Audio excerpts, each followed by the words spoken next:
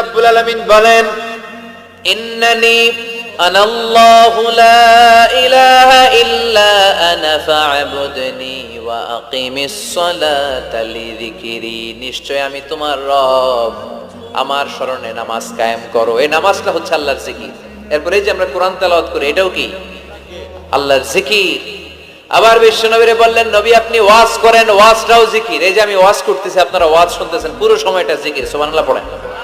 আল্লাহ বললেন, নবী ফাযাক্কির ইন্নামা আনতা মুযাক্কির। ও নবী আপনি জিকির করেন, তার মানে আপনি ওয়াজ করেন, আপনার দায়িত্ব হচ্ছে নসিহত করা, উপদেশ দেয়া। লাস্তা আলাইহিম বিমুসাইতির। নবী গো, আমি আপনারে দারোগা বানিয়ে পাঠাই নাই। নবী কি দারোগা? কথা বলেন। নবী কি জোর করে কাউরে মুসলমান বানাবে? ইসলামে জোরাজুরি আছে? লা ইকরাহা ফিদ্দিন। সুবহানাল্লাহ পড়েন। ইসলামে কোনো বাড়াবাড়ি, ইসলামের সৌন্দর্য দেখেই অমুসলিমরা কালিমা পড়ে মুসলমান হবে।